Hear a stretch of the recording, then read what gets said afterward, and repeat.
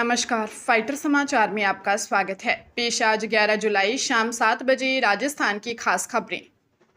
राजस्थान में राजस्व मंडल ने प्रशासनिक व्यवस्था को सुदृढ़ करने के उद्देश्य से पटवारी, भू अभिलेख निरीक्षक और राजस्व अधिकारियों के बड़े पैमाने पर तबादले किए हैं।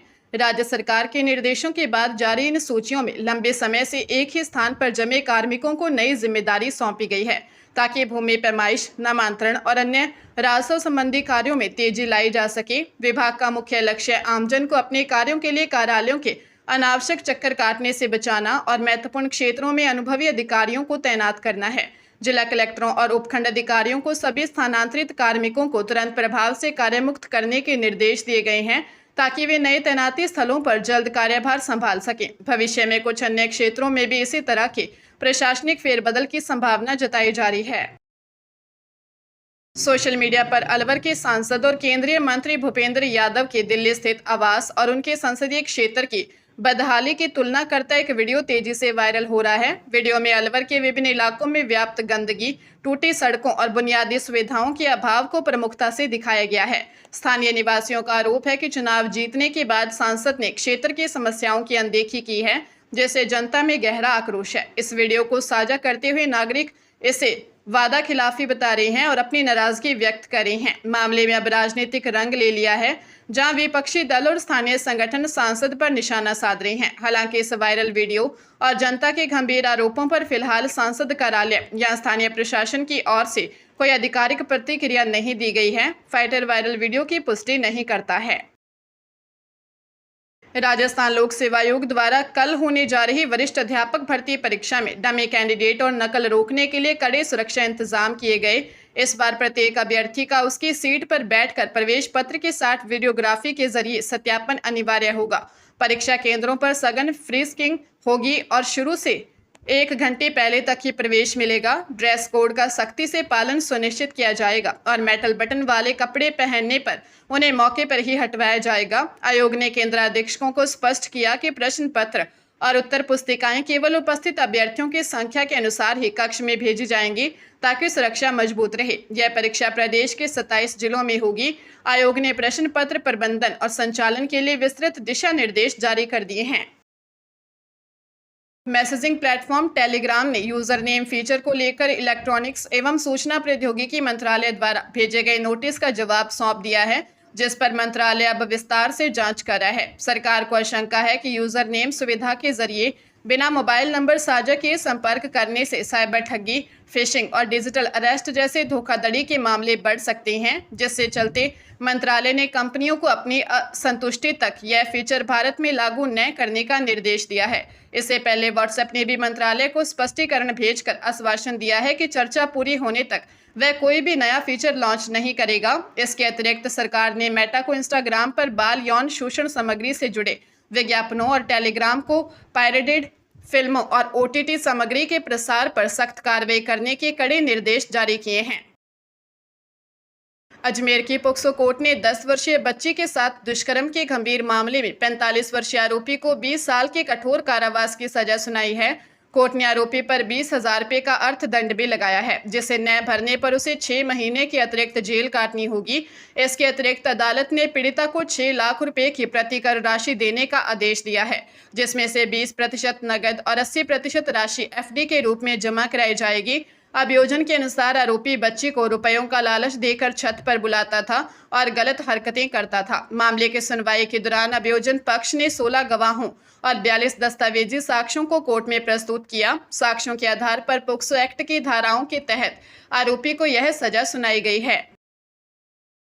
पंजाब के अमृतसर के थाना घरेंडा अंतर्गत गांव बकना की दाना मंडी में सरपंची की रंजिश के चलते 2 गुटों के बीच हुई भीषण गैंगवार में गैंगस्टर गुरजशन सिंह उर्फ चीनी लाहौरिया की गोली लगने से मौत हो गई, जबकि सुखमन नामक युवक गंभीर घायल हो गया। विवाद सरपंच गुरदीप सिंह और पंचायत सदस्य प्रगट सिंह के गुटों के बीच था, जिसमें करीब 100 राउंड फायरिंग हुई।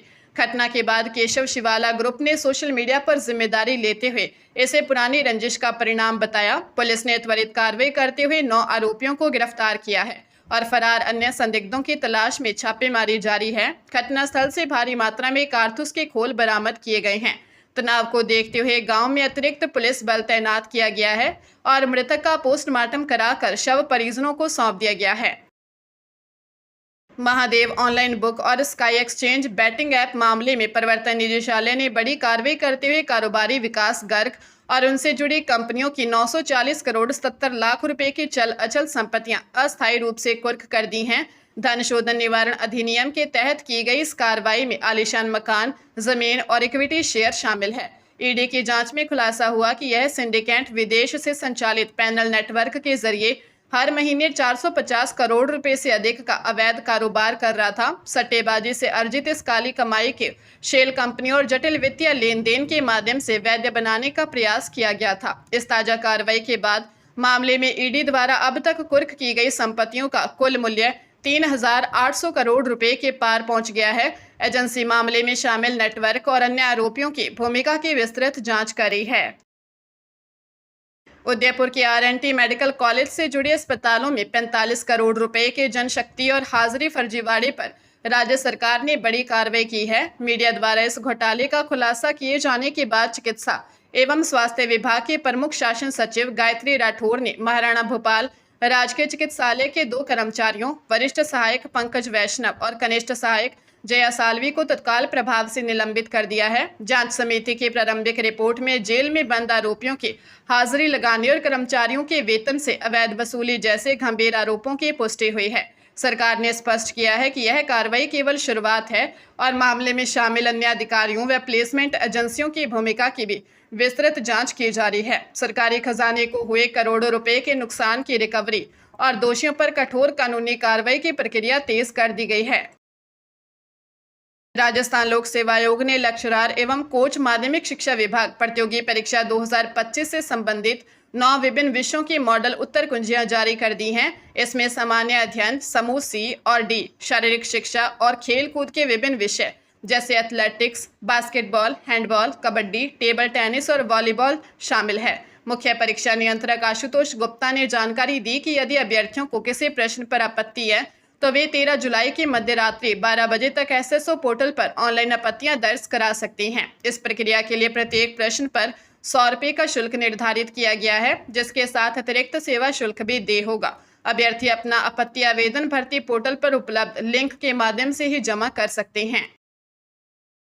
फरीदाबाद की अदालत के एडिशनल सेशन जज संदीप यादव ने 5 साल पुराने प्रॉपर्टी डीलर से लूटपाट के मामले में 3 दोषियों जसाना गांव के निवासी विनोद उर्फ बिन्नी, साहुल और नरेश उर्फ कालू को 10-10 साल के कठोर कारावास की सजा सुनाई है।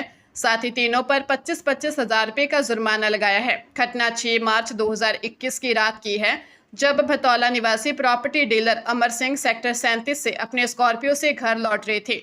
अमौलिक चौक के पास ऑटो सवार तीनों बदमाशों ने उन्हें रोककर मारपीट की और नकदी व सामान से भरा ट्रैवल बैग लूट लिया। खेड़े पुल थाना पुलिस ने तकनीकी साक्ष्यों और गवाहों के आधार पर आरोपियों को गिरफ्तार किया था।